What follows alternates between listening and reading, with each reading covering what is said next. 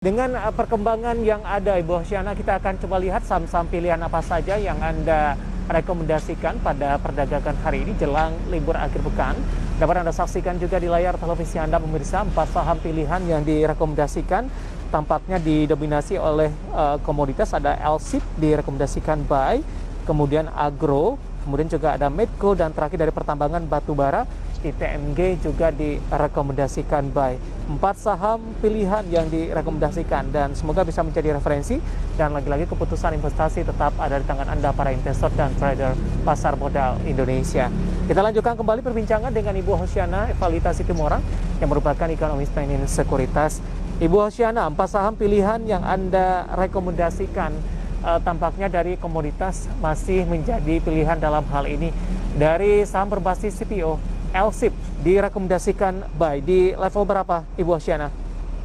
Sebenarnya kalau buy on weakness itu paling bagus ya Pak. Jadi kalau misalnya ada koreksi mungkin kita udah bisa cicil beli ya. Karena kalau kita lihat pasti nanti ini di akhir tahun seiring dengan momentum pemulihan ekonomi, peningkatan aktivitas dan konsumsi, harusnya harga CPO juga mengalami peningkatan lagi ya. Dan juga kalau kita lihat ini tuh dia lagi juga harganya udah terkoreksi juga ya. Jadi kalau kita lihat bisa mengarah ke 1.700 untuk target price.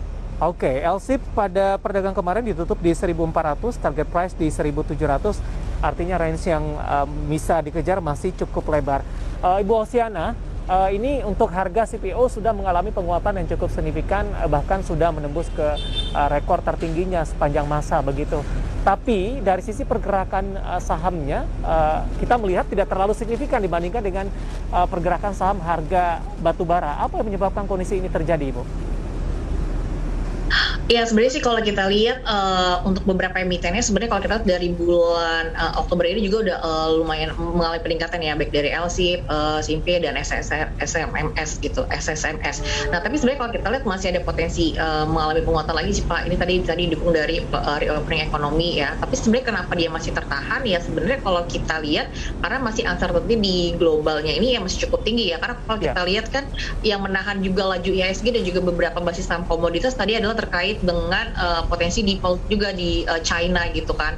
Maksudnya salah satunya di kasus Evergrande. Jadi kalau kita lihat kalau si China-nya ada terganggu, dan juga kalau kita lihat beberapa regulasi di China juga yang cenderung lebih tightening, ini juga ada potensi menghambat laju pertumbuhan ekonomi di China. Jadi kalau misalnya China-nya terganggu, ini juga ada potensi investor cenderung wait and see gitu ke basis-basis saham komoditas gitu. Tapi kalau kita lihat jadi ya intinya tadi kenapa dia masih tertahan ini memang dikarenakan antisipasi terhadap Evergrande. Tapi sebenarnya kita masih tetap bisa optimis sih, karena nanti translasinya tadi ke laporan keuangan dan kinerja emiten nanti di kuartal 3 dan juga kuartal 4 gitu. Bahkan hingga first quarter di 2022 itu masih tetap bisa optimis. Baik, dan kita juga lihat kinerja dari saham-saham berbasis PO di kuartal lalu juga mengalami penguatan yang cukup signifikan dibandingkan dengan tahun sebelumnya. Dari LSIP kita bergeser ke saham pilihan lainnya dan masih dari komoditas. Saya akan coba singgung untuk ITMG terlebih dahulu. Anda juga rekomendasikan buy. Nah, kalau kita review juga pada perdagangan kemarin, saham-saham di pertambangan batubara ini mengalami koreksi yang cukup dalam, bahkan dari beberapa sahamnya justru mengalami auto reject bawah. Ibu Hoshana.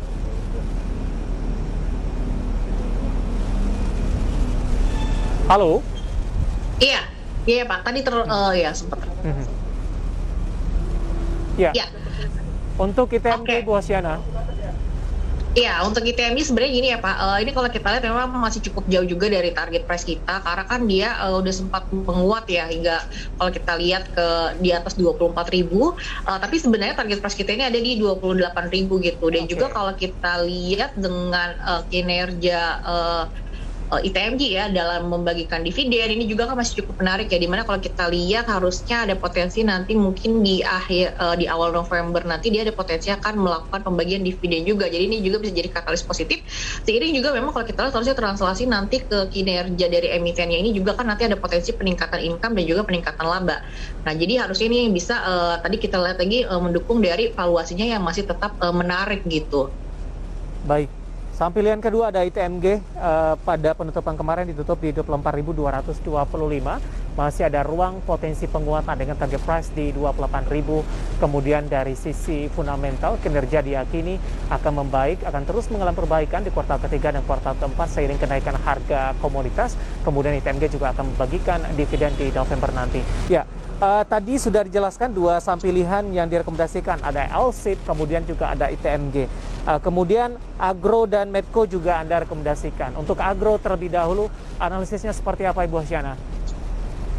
Ya, sebenarnya sih kalau kita lihat dari ini ya momentum juga terkait dengan perkembangan digitalisasi. Nah, salah satunya kalau kita lihat kan ini masih ada katalis positif juga nih, juga dampak dari rate issue-nya BRI juga ya. Jadi sebenarnya kalau kita lihat sih ini hanya sejalan dengan momentum dari nanti digitalisasi kembali mencuat dan tadi dukungan dari memang masih cukup kuatnya dampak dari si BRI-nya sendiri terhadap si Agro sih kalau kita lihat ya, maksudnya terkait dengan keyakinan investornya gitu.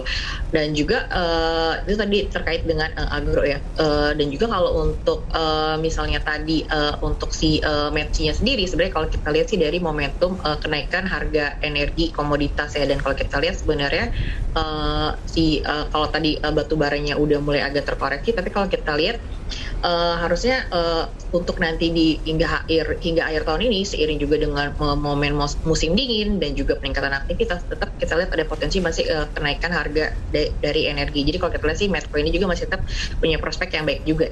Baik, saya ke Agro terlebih dahulu, Ibu Hoshiyana.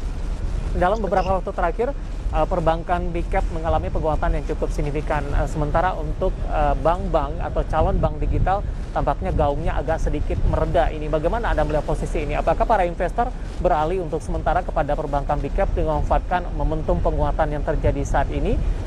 Sementara untuk dari perbankan ataupun bank digital untuk sementara di hold terlebih dahulu. Iya, itu udah tepat tuh Pak statementnya. Tapi kalau kita lihat sendiri juga ya, cenderung kan memang kalau penguatan sektoral ini kalau udah cenderung mengalami penguatan di satu sektor, pasti kan juga akan terus nanti akan berputar ya ke sektor yang lain. Tapi sebenarnya kalau kita lihat sih untuk dari sisi Agro sendiri sini sih masih cukup masih menarik ya, karena kalau kita lihat sih untuk dia menyentuh ke arah 2.500 ini harusnya hingga akhir tahun ini masih sangat memungkinkan gitu. Dan juga kalau kita lihat dari tadi dari sisi fundamental terkait dengan perkembangan kinerja pertumbuhan kredit dan juga tadi makroekonomi kita juga yang kalau kita lihat juga arahnya terus mengalami perbaikan. Jadi kalau kita translasinya adalah tadi perbaikan ke kinerja masing-masing emiten, salah satunya si Agro. Oke, dengan target price Ibu Hoshiyana untuk Agro? Ya kalau kita lihat ke 2.500 ini dalam waktu dekat harus bisa tercapai. Ya, aktivitas pembukaan perdagangan di sesi pertama sudah dibuka. Agro menguat di 0,49% dan dibuka di level 2040, dan masih ada ruang untuk Agro ke 2.500. Sebelum kita membahas secara teknikal untuk Medco, saya akan sampaikan terlebih dahulu Ibu Hoshiyana posisi pembukaan perdagangan di sesi pertama hari ini, di mana indeks harga saham gabungan dibuka di zona merah pemirsa di 6.620.659. Sementara posisi saat ini 6.623 mengalami pelemahan di 0,19%. Level terendah tadi sempat menyentuh di 6.613.433. Ibu Hoshiyana, bagaimana Anda melihat pelemahan yang terjadi di pembukaan sesi pertama di perdagangan hari ini jelang libur akhir pekan? Ya, jadi kalau kita memang masih cukup berat ya untuk IHSG ini keluar dari zona merah, tapi sebenarnya ini momentum bisa untuk mulai cicil beli saham-saham yang memang sudah terkoreksi ya. Tadi kalau misalnya untuk berbasis komoditas.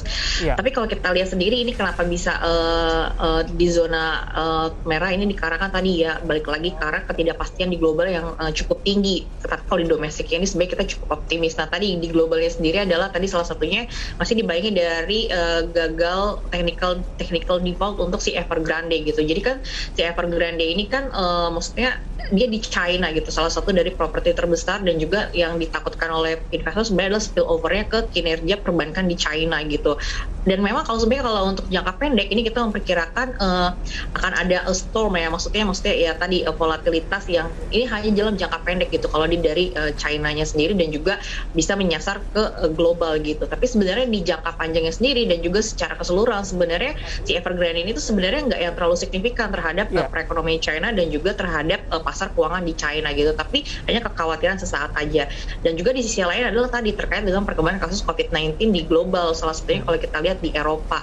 Ya kalau misalnya dia potensinya lockdown dan kita lihat juga di tengah gangguan supply chain ini bisa memperparah dari gangguan supply chain-nya itu sendiri. Gitu.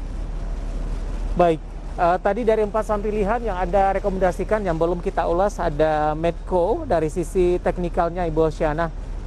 Untuk saat ini di tengah pelemahan indeks harga saham gabungan posisi Medco dari data RTI yang saya pegang ini tertekan cukup dalam Ibu Oceana 3,39% dan berada di level 575. Apakah rekomendasi buy on weakness masih berlaku dalam hal ini? Iya, kalau kita lihat sih masih tetap buy on weakness ya. Jadi kalau untuk saham-saham berbasis energi yang target price-nya belum tercapai, nggak apa-apa sih untuk mulai cicil beli. Karena kalau kita lihat harusnya pelemahan ISG ini kan juga nggak akan yang cukup dalam juga gitu. Jadi kalau kita lihat ada potensi juga akan mengalami penguatan lagi. Jadi kalau kita lihat sih ya better memang selalu buy on weakness. Baik, pelemahan indeks harga saham gabungan tidak akan terlalu dalam, 6.600-an masih akan mampu ditahan.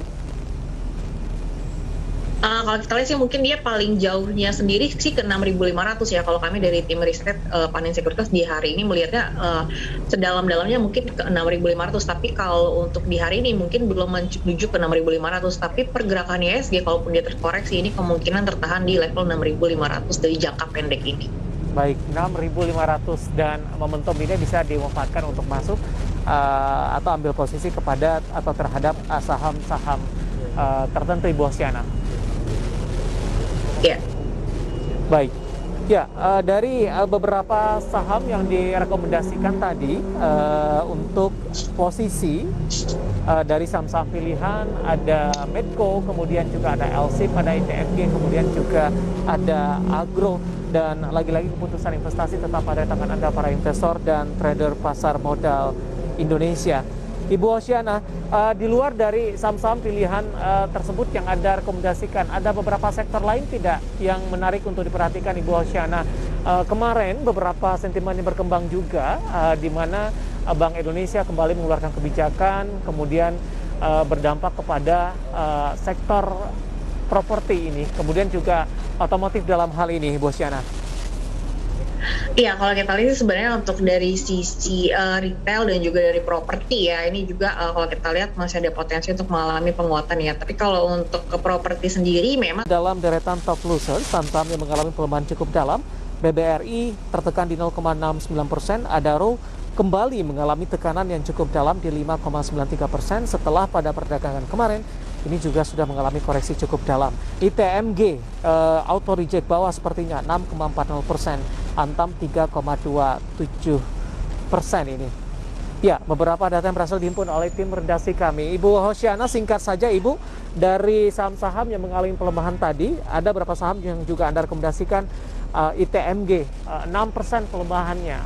Apakah momentum ini bisa dimanfaatkan Ibu Oceana atau lebih kepada wait and see terlebih dahulu, mengingat mungkin ruang pelemahan terhadap saham-saham pertambangan batu bara masih cukup terbuka lebar sampai sejauh ini?